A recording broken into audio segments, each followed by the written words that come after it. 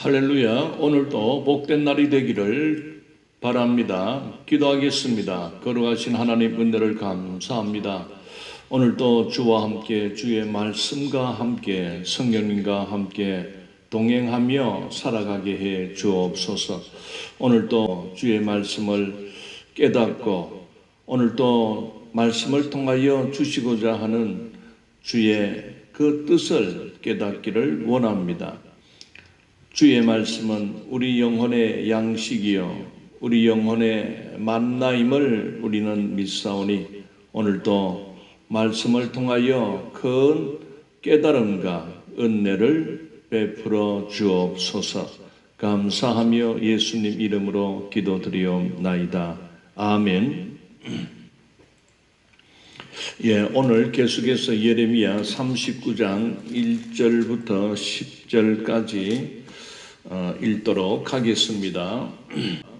유다의 시드기야 왕의 제9년 열째 달에 바벨론의 느부갓네살 왕과 그의 모든 군대가 와서 예루살렘을 에워싸고 치더니 시드기야의 제11년 넷째 달 아홉째 날에 성이 함락되니라. 예루살렘이 함락됨에 바벨론의 왕의 모든 고관이 나타나 중문에 앉으니 곧 네르갈 사레셀과 삼갈 레브와 내시장 살스김이니 네르갈 살레셀은 궁중 장관이며 바벨론의 왕의 나머지 고관들도 있더라. 유다의 시드기야 왕과 모든 군사가 그들을 보고 도망하되 밤에 왕의 동산길을 따라 두담 샘문을 통하여 성읍을 벗어나서 아라바로 갔더니 갈대아인의 군대가 그들을 따라 여리고 평원에서 시드기야에게 미쳐 그를 잡아서 데리고 하마 땅 리블라에 있는 바벨론의 느부갓네살 왕에게로 올라가매 왕이 그를 신문하였더라. 바벨론의 왕이 리블라에서 시드기야의 눈앞에서 그의 아들들을 죽였고 왕이 또 유다의 모든 귀족을 죽였으며 왕이 또 시드기야의 눈을 빼게 하고 바벨론으로 옮기려고 사슬로 결박하였더라. 갈대아인이 왕궁과 백성의 집을 불사르며 예루살렘 성벽을 헐었고 사령관 느부사리단이 성중에 남아있는 백성과 자기에게 항복한 자와 그 외에 남은 백성을 잡아 바벨론으로 옮겼으며 사령관 느부사리단이 아무 소유가 없는 빈민을 유다 땅에 남겨두고 그날의 포도원과 밭을 그들에게 주었더라. 아멘. 성도 여러분, 우리는 드디어 오늘 본문을 통해서 그 말썽 많은 유다 왕조가 이제 완전히 함락되고 멸망당하고 역사에서 이제 사라지는 그러한 끔찍한 전쟁의 상황을 목도하고 있습니다. 다윗 왕조, 또 다른 말로는 유다 왕조는 약 424년 만에 이제 막을 내리게 됩니다. 오늘 우리는 이 본문을 좀 이해하기 위해서 유다 왕조가 어떻게 시작이 되었고 또 어떻게 이어져 왔는지를 간략하게 한번 살펴보고 오늘 마지막 예루살렘에 함락된 부분들을 살펴보도록 하겠습니다. 자, 여기 또 표를 한번 보시게 되면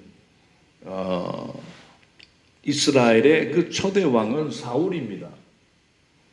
그 다음에 사울이 40년 통치를 하게 됩니다. 그 다음에 이어받은 왕이 2대 왕이 다윗입니다. 다윗도 40년 통치를 했습니다. 그리고 다윗의 아들 솔로몬이 40년 통치를 했습니다. 이때까지는 그래도 통일 왕국을 이루었던 시절입니다. 그런데 솔로몬 말기에 가서 이 통일 왕국이 두 나라로 갈라지게 됩니다. 북쪽에 북이스라엘과 남쪽 유다. 그래서 북이스라엘은 그 북쪽 지역의 그 수도인 그 사마리아 성을 수도로 그렇게 왕국이 이어졌고, 그 다음에 남쪽에는 예루살렘 도성을 중심으로 남유다가 이렇게 이어져 왔습니다. 그러나 어쨌든 북이스라엘과 남유다가 이 참 하나님 여호와 신앙을 점점 세월이 갈수록 그 잃어버리고 하나님의 언약을 깨뜨리고 그 사신 우상을 섬기며 그 이방 신들을 들어오게 해서 나라가 점점 기울어지고 약해지며, 그러다가 먼저 북이스라엘이 BC 722년경에 그 강대국인 아수르의 멸망을 당합니다.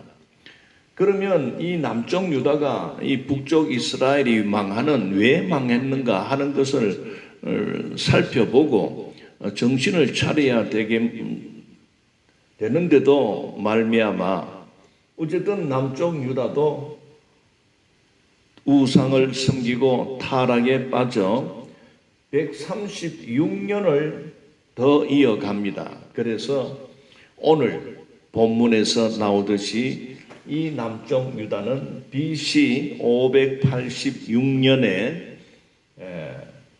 드디어 바벨론 군대에 의하여 예루살렘 도성이 함락이 되고, 그리고 불타게 되고 성곽이 무너지며, 그리고 왕과 모든 사람들이 많이 죽고 또 항복한 자들은 포로로 끌려가고 또 빈민이 남아 있는 그러한 끔찍한 심판이 오늘 소개되고 있습니다. 북쪽 이스라엘은 다윗으로 시작하게 된다면 그들은 288년 왕조를 이어가다가 아수르에 망하고, 남쪽 유다는 다윗으로부터는 약 424년을 그 유다 왕조를 이어오다가 오늘 예레미야 39장 오늘 여기에서 완전히 멸망을 당하게 됩니다. 자, 우리는 이 유다 왕조가 이렇게 멸망하게 된 그 원인을 우리는 이미 읽어왔습니다.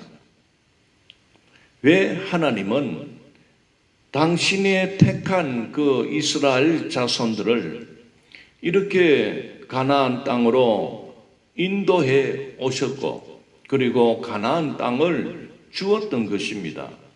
그래서 이곳에서 이 가나안 땅에 이 젖과 꿀이 흐르는 이 가나안 땅에서 하나님의 뜻은 이 이스라엘 자손들이 영원히 잘 살기를 바랬던 것입니다. 그러나 참 안타깝게도 그 이스라엘 백성은 우상을 섬기게 되었고, 하나님을 찾지도 않고 물질 만능주의에 빠지고, 그리고 하나님을 의지하는 것보다는 그저 무기를 의지하고 말을 의지하고 군사력을 의지하며, 그리고 힘 있는 나라와 동맹을 맺음으로 그렇게 하나님을 멀리 했던 결과로 하나님께서는 이 유다 왕조 마지막 시드기야 왕 때, 오늘 정확하게 본문은 말씀하고 있습니다. 시드기야 제11년 넷째 달 9째 날에 성이 함락되니라. 예루살렘이 함락되었다. 이렇게 말씀을 하고 있습니다. 그리고 완전히 이제는 끝났다. 그런 말입니다. 얼마나 참 이 한 왕조, 한 왕국이 이어오면서 이렇게 망하게 됨으로 인하여 오늘 사실 우리들도 저도 좀 충격이 됩니다. 그래서 오늘 이 말씀을 어떻게 나눌까 고민이 되었습니다.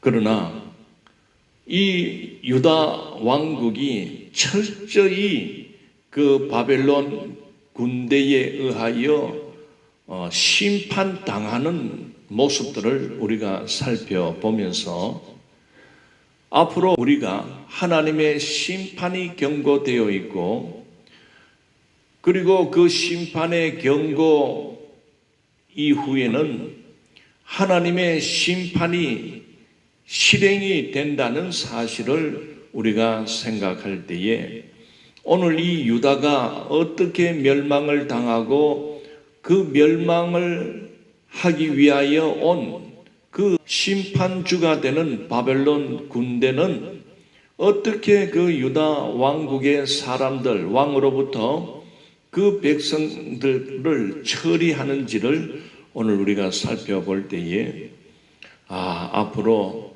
예수님께서 이 세상을 심판하기 위하여 심판주로 오실 때에 오늘 이 유다 왕국이 멸망당하는 그 모습으로 일어나지 않을까, 그렇게 예측을 해 볼 수가 있는 것입니다. 자,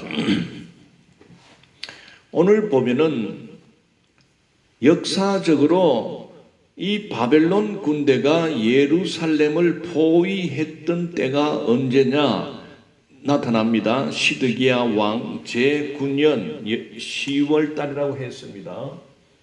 자, 포위할 때가 시드기야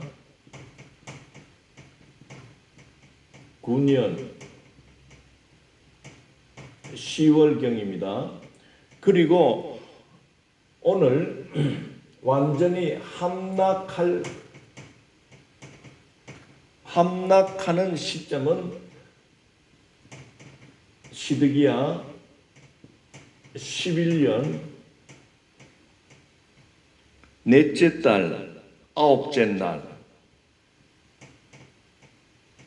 4월 9일이라고 나타나고 있습니다. 그러면은 요 포위에서 함락까지가 약 18개월,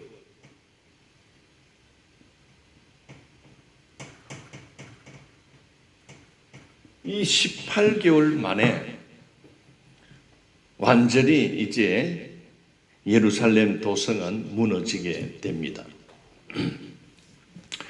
자, 3절 보십시오. 바벨론의 왕의 모든 고관이 나타나 중문에 앉았다고 했습니다. 여기서 바벨론 왕의 모든 고관이라는 것은 바로 바벨론 군대의 지휘관을 말합니다. 그 지휘관들이 이미 예루살렘 도성 안으로 밀고 들어와서 중문에 앉았다. 이 중문은 한 가운데에 있는 문인데 이게 구체적으로 어떤 문을 나타내는지는 잘 나타나지 않습니다. 자, 어쨌든 바벨론 군대의 지휘관인 네르갈 사레셀, 또 삼갈 네부, 내시장 살스김, 이 세 사람이 딱 예루살렘 도성으로 밀고 들어와서 자리를 잡고 딱 앉아 있었다는 겁니다. 이것은 이미 바벨론이 점령을 했다는 것이지요. 자, 네르갈 살레셀은 궁중장관이다 했는데 이 궁중장관이라는 말은 점술가, 이렇게 점을 치는 어떤 그런 우두머리를 나타내고 있습니다. 자, 이렇게 예루살렘 성이 완전히 이제 바벨론 군대가 포위해서 그 밀고 들어왔다 하는 것입니다. 자, 이제 이런 상황이 일어났는데 4절에 보면은 이 시드기야 왕과 모든 군사들이 그들을 보고 밤에 도망을 쳤다고 했습니다. 왕의 동산길을 따라 두담 샘문을 통하여 성읍을 벗어나서 아라바로 갔더니 했습니다. 바로 자, 바벨론 군대가 이 북쪽에서 북쪽문을 통하여 이렇게 들어올 때에 이 시드기야 왕이 군사들과 어떤 왕궁에 있던 여러 고관들, 즉 반바벨론 파들입니다.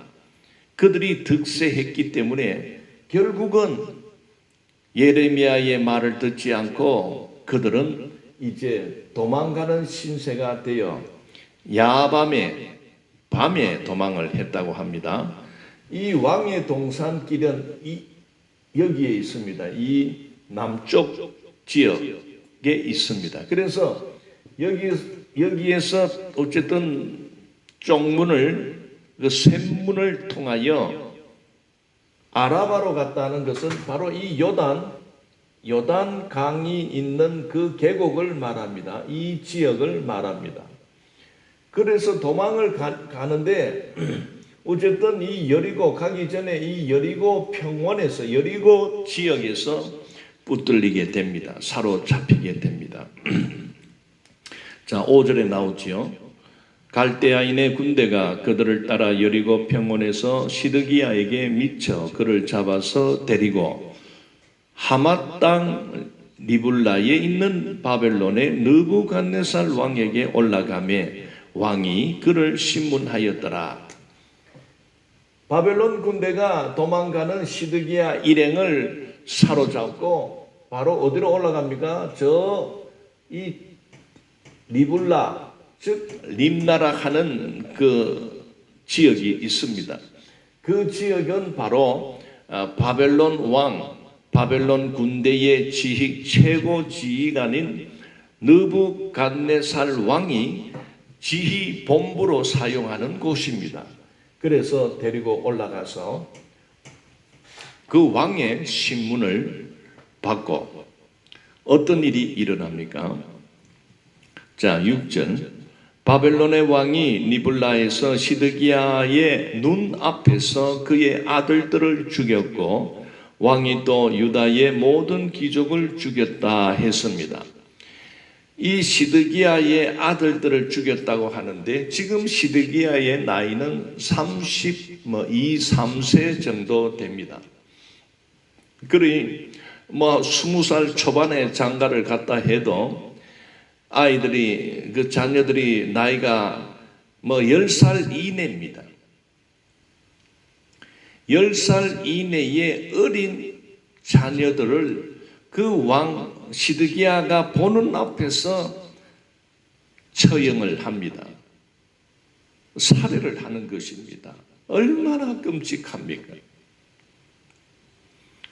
그 다음 그 반바벨론 사상을 가지고 바벨론을 거역하고 반대하고 그리고 항복하지 않고 결국 그렇게 주장하면서 도망치다가 붙들려 이제는 그들도 그 시드기야가 지켜보는 앞에서 모두가 죽게 됩니다.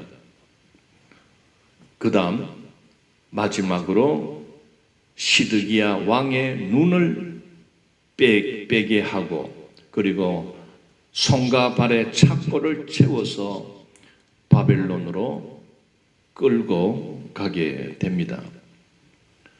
그 다음 자, 이 지휘본부가 있는 이 리블라에서는 이러한 끔찍한 처형이 일어나지만은 그 동시에 이 군대들이 이 사령관 그 누굽니까? 오늘 9절에 나옵니다. 사령가 느부사리단이 끌고 들어온 이 바벨론 군사들에 의하여 이 성은 불타게 됩니다. 왕궁과 그리고 성전과 모든 중요한 건물과 일반 백성이 사는 집들에 불을 질러버립니다. 그리고 예루살렘 도성 성곽을 무너뜨리게 됩니다. 그러면서 이 사령관 느부사리단은 그 성중에 남아있는 자들, 항복하는 자들은 바벨론으로 압송하게 됩니다. 그 다음에 우리가 오늘 읽었던 10절에 보면 이 사령관 느부사리단은 아무 소유가 없는 빈민을 유다 땅에 남겨두고 그날에 포도원과 밭을 그들에게 주었더라. 아무 영향력이 없는 그저 거지 신세로 살아가는 그러한 빈민들은 남겨두고 그리고 그 유다 땅에 포도밭과 또는 포도원과 그 밭을 나누어 주어서 경작하게 합니다.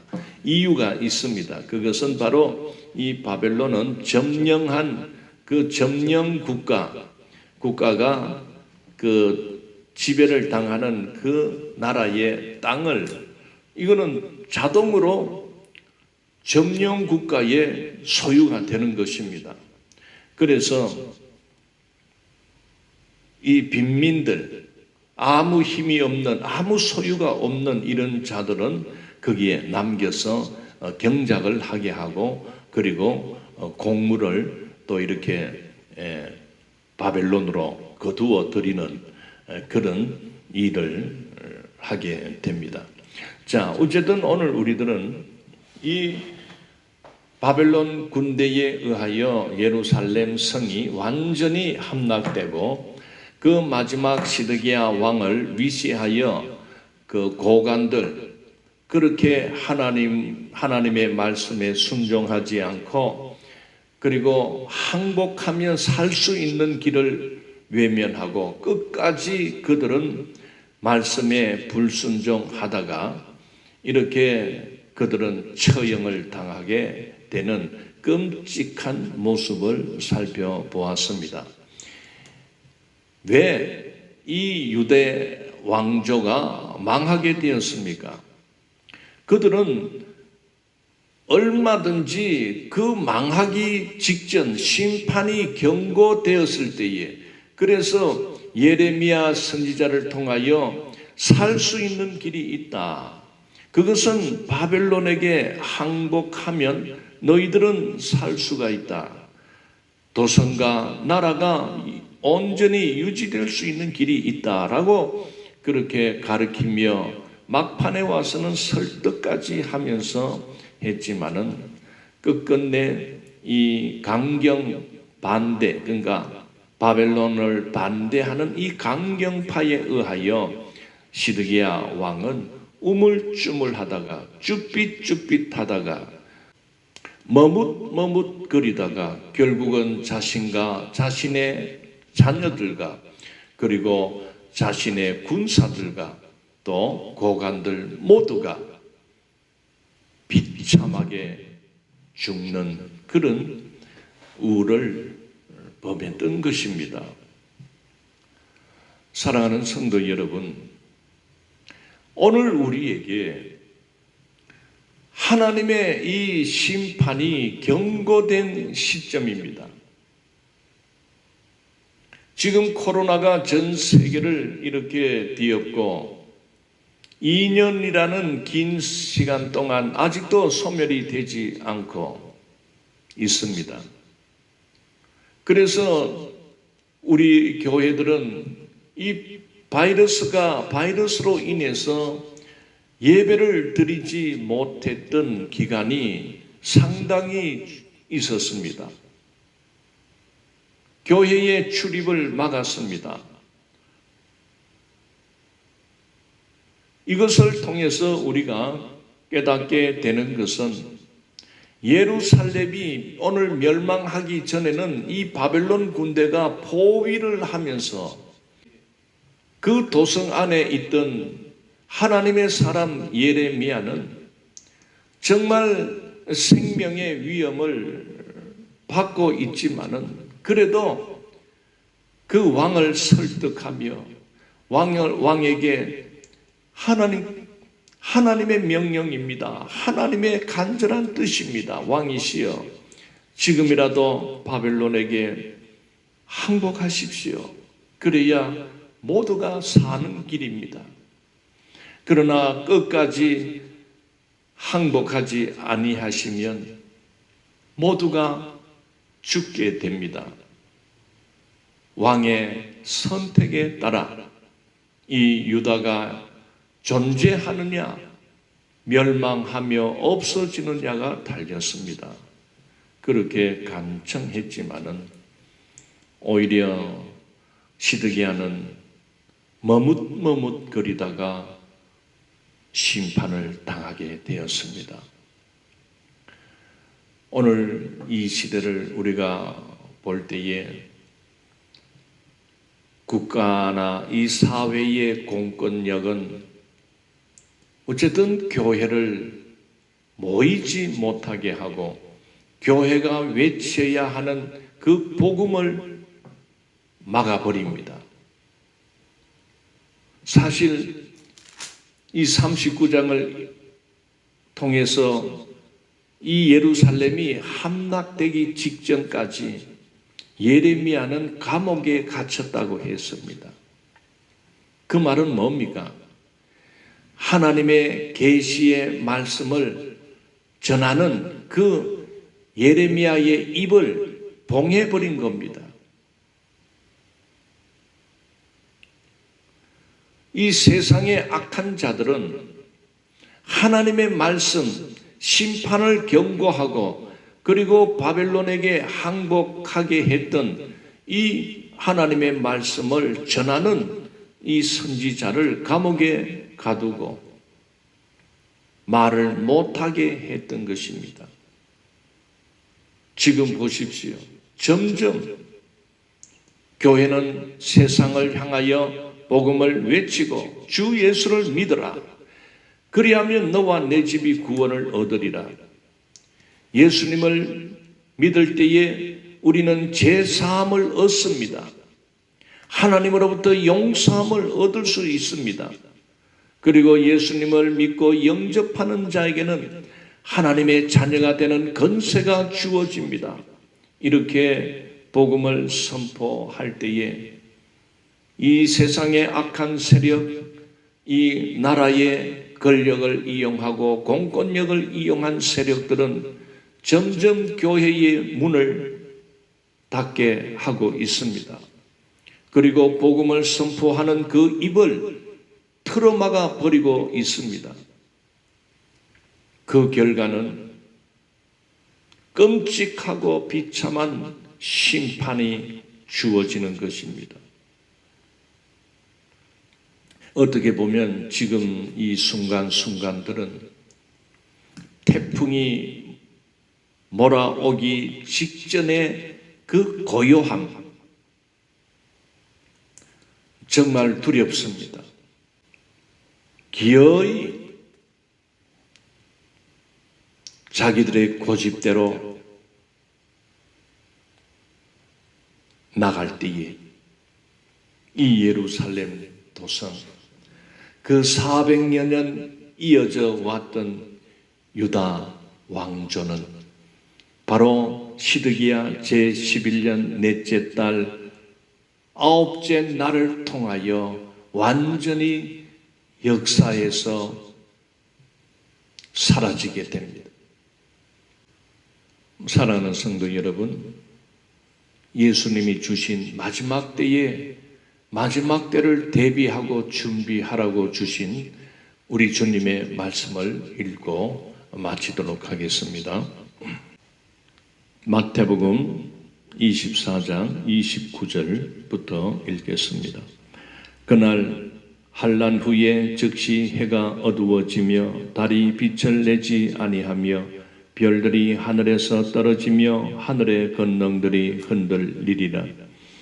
그때에 인자의 징조가 하늘에서 보이겠고 그때에 땅의 모든 족속들이 통곡하며 그들이 인자가 구름을 타고 능력과 큰 영광으로 오는 것을 보리라.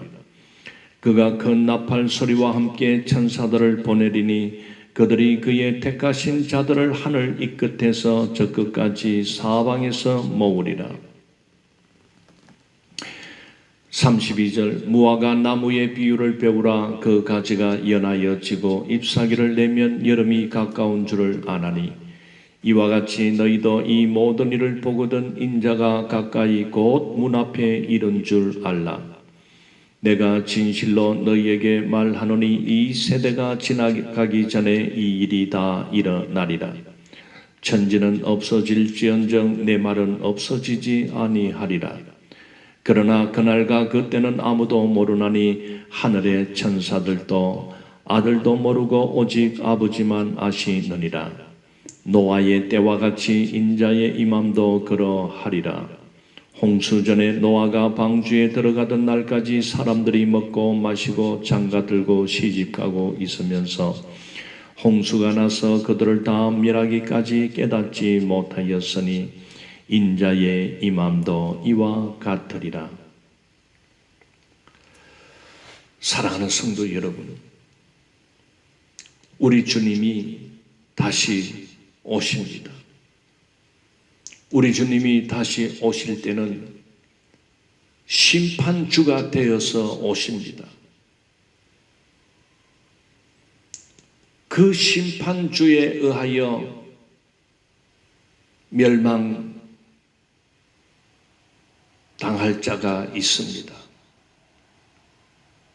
바로 바벨론 왕 느부갓네살 왕에 의하여 그 시드기야와 시드기야의 자녀들과 그 가족들과 그리고 그와 함께 그 하나님의 명령을 거역했던 그 고관들, 군사들 모두가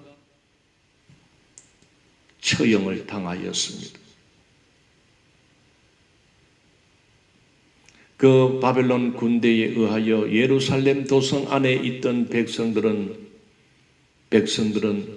항복하는 자에 의하여 목숨을 구하여 바벨론으로 옮겨졌습니다. 그리고 남는 자가 있습니다. 사랑하는 성도 여러분, 지금은 노아의 때와 같다고 했습니다. 그 노아의 때에 홍수 심판이 작정되었지만은 노아와 노아의 가족만은 그 하나님의 음성을 듣고 그들은 그때부터 방주를 짓기 시작하였습니다. 노아 가족 외에 다른 자들은 어떻게 했다고 했습니까? 38절에 홍수전에 노아가 방주에 들어가던 날까지 사람들이 먹고 마시고 장가들고 시집가고 있었다고 했습니다. 장가가고 시집가고 먹고 마시기 위하여 일하며 살아가는 것은 이거는 죄를 지었다는 그 말이 아닙니다. 일상생활에 빠져서 살아가다 보니 하나님의 계명, 하나님의 말씀을 듣지 못하는 것입니다. 노아 시대 때 왜 노아 가족 외에 수많은 자들이 멸망당했습니까?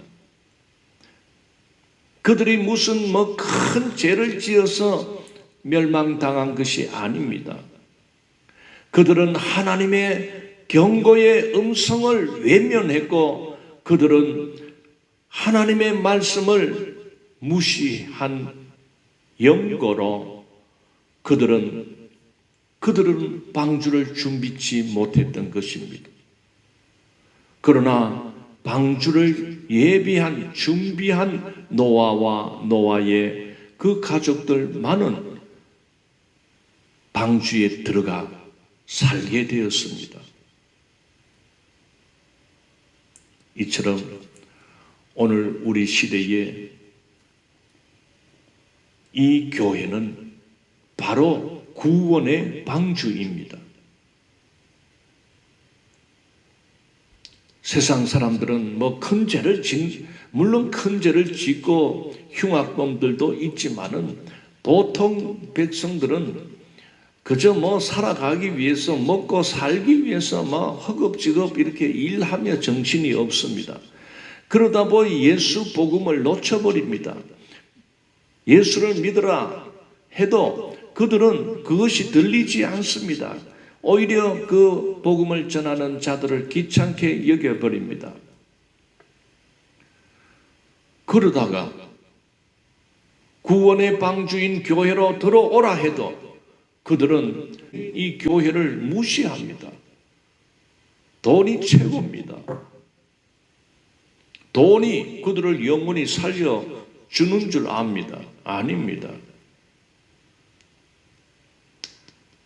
천국에 가는 자와 지옥에 가는 자는 죄를 많이 지었기 때문에 지옥을 가고, 죄를 안 짓고 착하기 때문에 천국 갑니까? 아닙니다.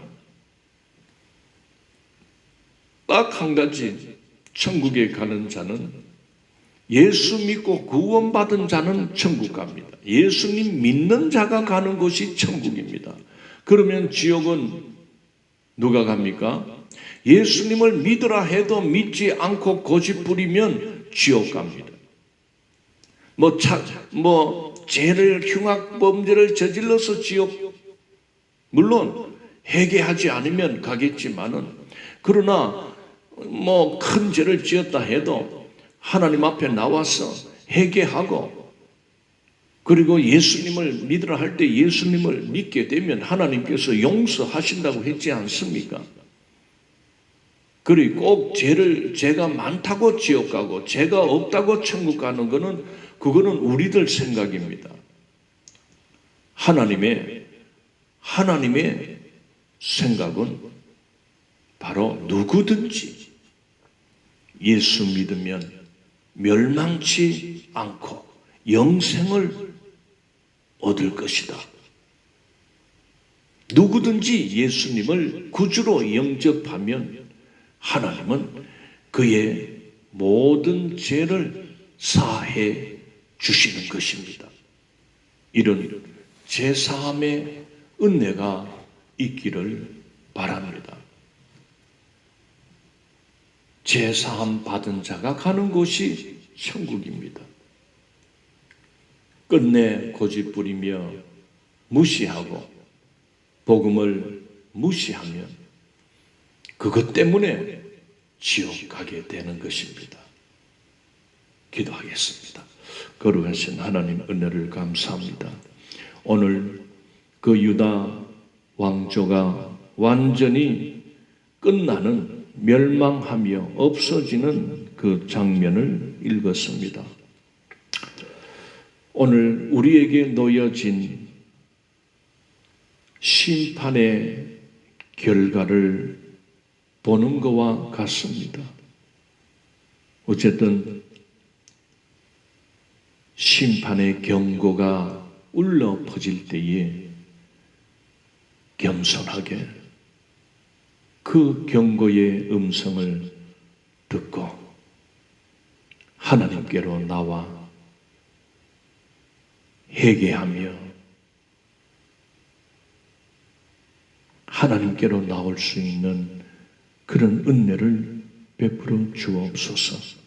감사를 드리옵고 예수님 이름으로 기도드리옵나이다. 아멘. 감사합니다. 내일 뵙겠습니다.